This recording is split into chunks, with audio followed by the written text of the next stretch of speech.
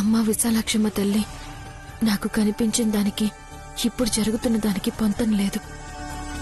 అసలేం జరుగుతుందో నా ఊహ కూడా అందడం లేదు.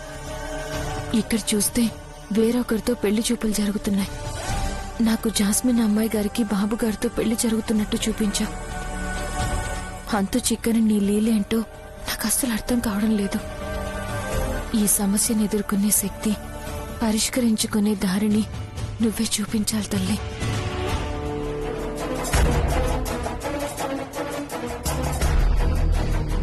ఏంటి నాయని, నేను పెళ్లి చేసుకుని వెళ్ళిపోవడం నీకిష్టం లేదా? మొహం అలా పెట్టుకున్నావు. అదేం లేదమ్మాయి గారు. మరి ఫేస్ ఎందుకు అంత డల్ గా పెట్టావు?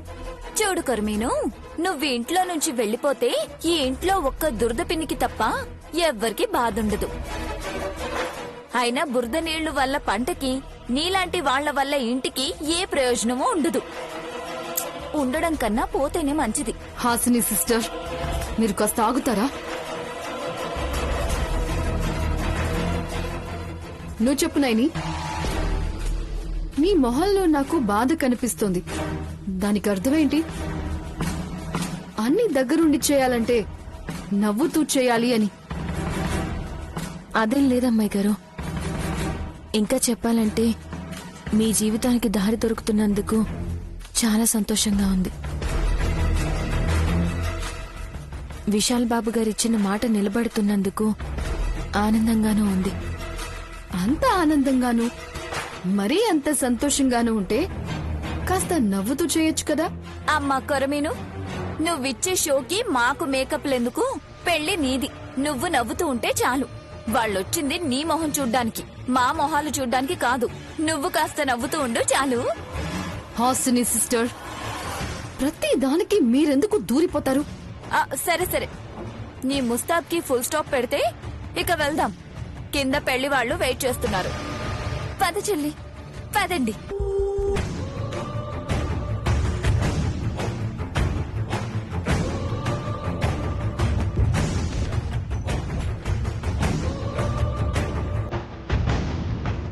అదిగో అమ్మాయి వచ్చింది.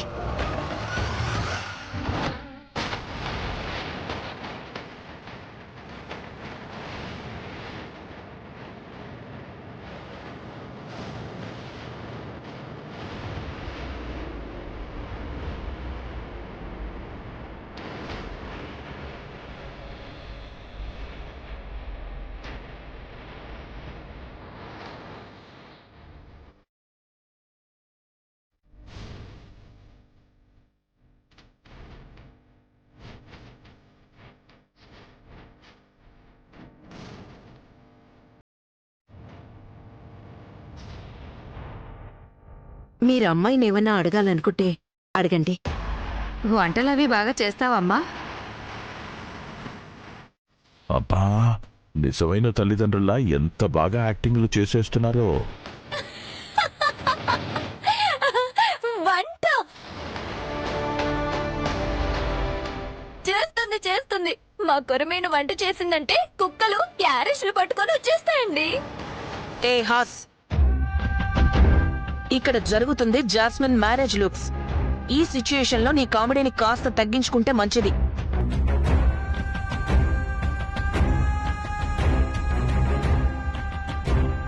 దురందరా, మీరు మళ్ళీ మొదలు పెట్టారా? చూడండి, ఇప్పుడు అమ్మాయిలు పెళ్లైన తర్వాతే ఈ వంటలన్నీ నేర్చుకుంటున్నారు.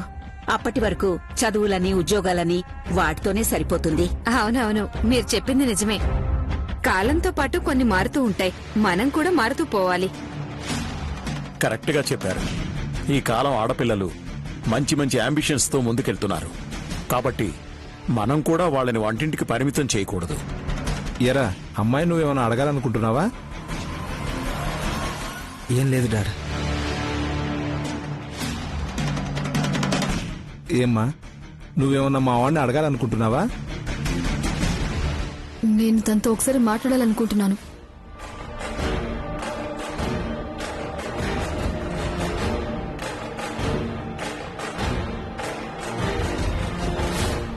నేను మీతో పర్సనల్ గా మాట్లాడాలనుకుంటున్నాను.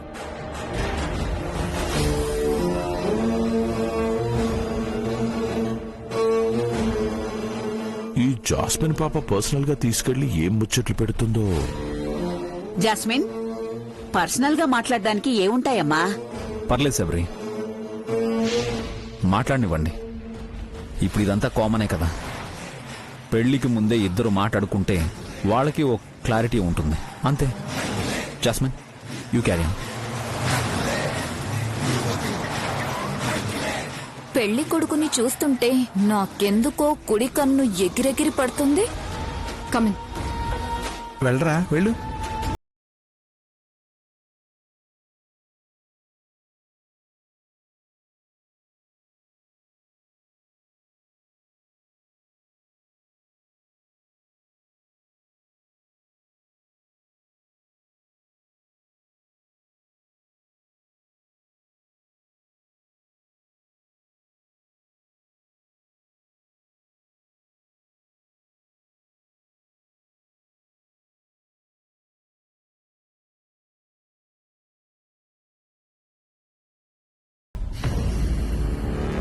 ఏంటి సిగ్గుపడుతున్నావా? నటించింది చాలు, లైవ్ లోకి రా. అమ్మయ్యా, ఇందాకటి నుంచి నటనలో మునిగిపోయి ఊపిరి ఆగిపోయిందనుకో. సో ఇప్పుడు ఫీల్ ఫ్రీ అన్నమాట. ఫీల్ ఫ్రీనే కానీ మన ప్లాన్ అనుకున్నది అనుకున్నట్టుగా జరగాలి. ఎక్కడ తేడా వచ్చినా మొత్తం అందరం దొరికిపోతాం. నువ్వేం భయపడకు, ఇలాంటి పనుల్లో మనం ఆరితేరిపోయాం. నువ్వు చెప్పింది చేయగలవనే నమ్మకం ఉంది కాబట్టే అడ్వాన్స్ తీసుకోకుండానే ఈ నాటకం మొదలు పెట్టాను. కాకపోతే పేమెంట్ విషయంలో ఒక చిన్న కరెక్షన్. ఏంటది? ఇప్పుడు సగం పేమెంట్ ఇవ్వాలి, మిగిలింది పని పూర్తయ్యాక ఇవ్వాలి. మళ్ళీ కొత్త ప్రపోజల్ ఏంటి? అన్నీ ముందే అనుకున్నాం కదా.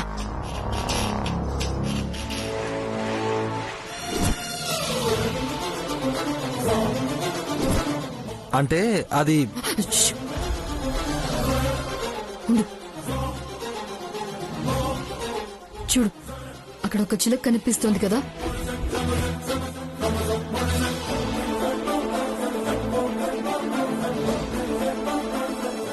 అది మామూలు చిలక కాదు. దానికి మనం మాట్లాడుకునే ప్రతి విషయం అర్థం అవుతుంది. 1 సెకండ్, ఇప్పుడే వస్తాను.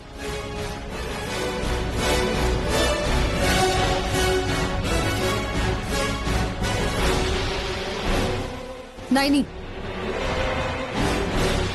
ఏంటమ్మాయి గారు?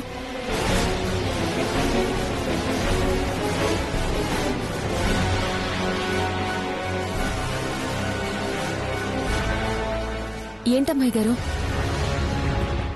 నిజం చెప్పు, నాకు ఈ పెళ్లి జరగడం నీకు ఇష్టం ఉందా లేదా?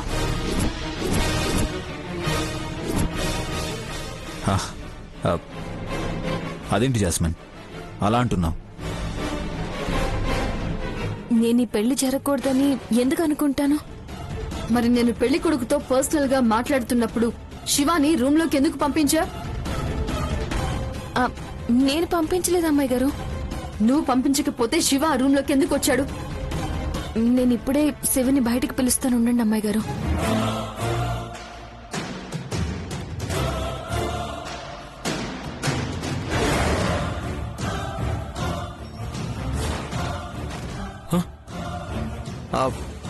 అక్కడ ఉందండి. శివ,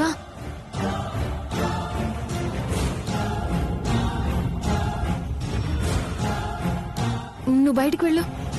జాస్మిన్ అమ్మాయి గారు నీ వల్ల ఇబ్బంది పడుతున్నారు. పెళ్లి చూపులు కొత్త కదా, కొరమీనకి మాట సాయం చేద్దామని వచ్చాను నేని. ఏం అవసరం లేదు శివ, నువ్వు వెళ్ళు. అలాగే నేని.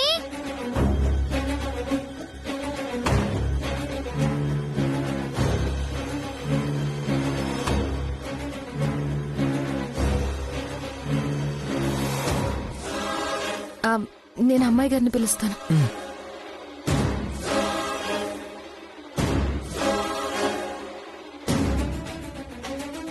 అమ్మాయి గారు, శివ ఇక రాడు, మీరు వెళ్ళండి.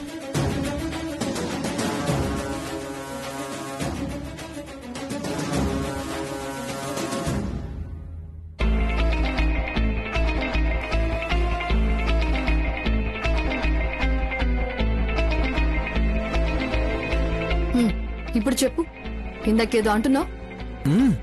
అదే పేమెంట్ కాస్త సెటిల్ చేస్తే బాగుంటుంది అంటున్నాను. పేమెంట్ సంగతి పక్కన పెట్టు.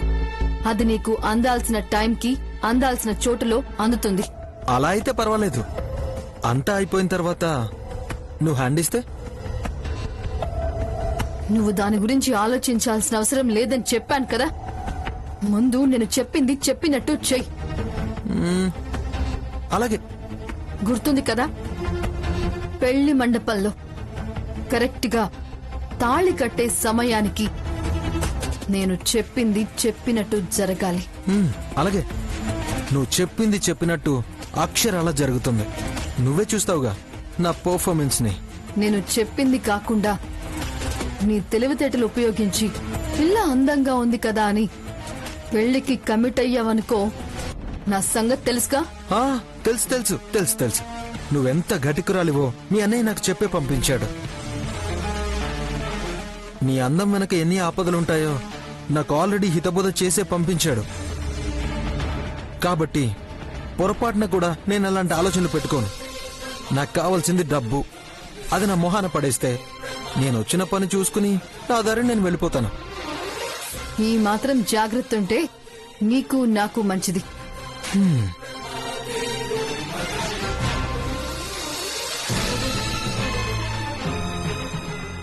ఇదిగో అడ్వాన్స్.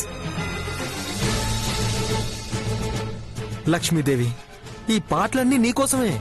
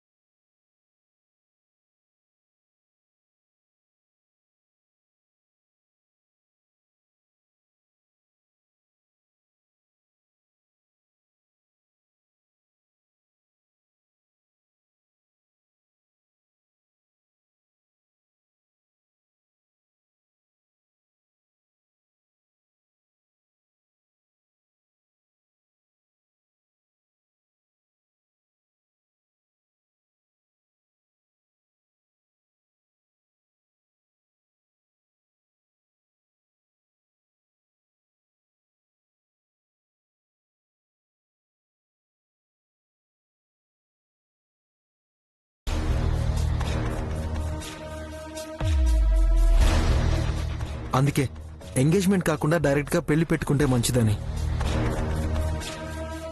అంతేనా? న్యూస్ లో చూపించినట్టు పెళ్లి పేరు చెప్పి పెట్టినవన్నీ పట్టుకుని అమెరికా అని చెప్పి అనకాపల్లి చెక్కారు కదా.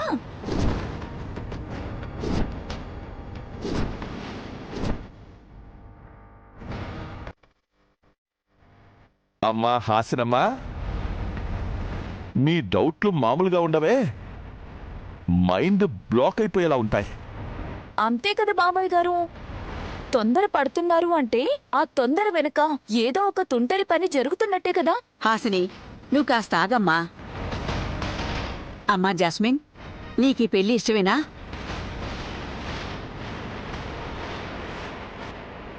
జగదీష్, పంతులు గారిని కనుక్కుని ఓ వారం రోజుల్లో పెళ్లికి మంచి ముహూర్తం ఉంటే చూడమని చెప్పు. అలాగేనమ్మా.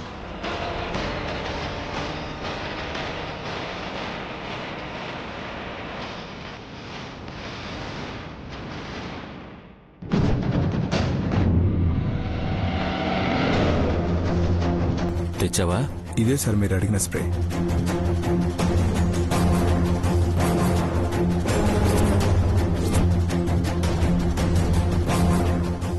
గా పనిచేస్తుంది కదా?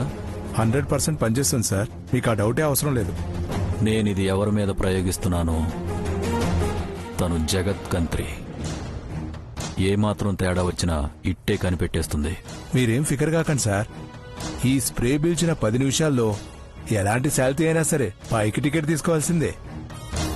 పొరపాటున ఇది మనం టార్గెట్ చేసిన వాళ్ళతో పాటు ఇంకెవరైనా పీలిస్తే? ఈ స్ప్రే ప్రభావం బాటిల్లోంచి బయటకు వచ్చిన 10 నిమిషాలు మాత్రమే ఉంటుంది, తర్వాత దీనికి ఎలాంటి పవర్ ఉండదు. మరి ఎలా అయితే స్ప్రే చేసిన 10 నిమిషాల్లో వాళ్ళు దీన్ని పీల్చేలా ఎలా చెయ్యాలి? అది మీరే కరెక్ట్ గా ప్లాన్ చేసుకోవాలి సార్.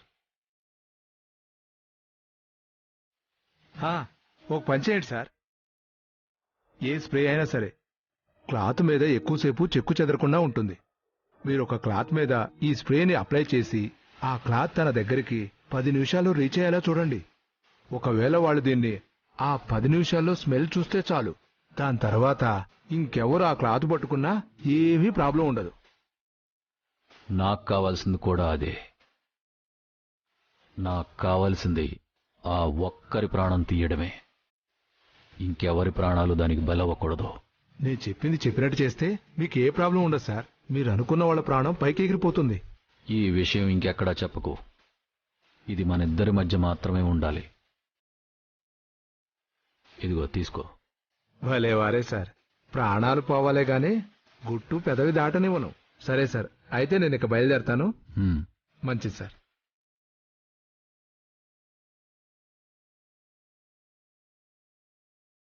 ఈ రోజుతో నీ పని ముగించేస్తాను. చెయ్యని నేరానికి జైలు శిక్ష అనుభవించేలా చేశావు. ఇప్పుడు నేరం చేసి ఆ శిక్షకు బదులు తీర్చుకుంటాను. వస్తున్నా తిలోత్తమా, వస్తున్నాను.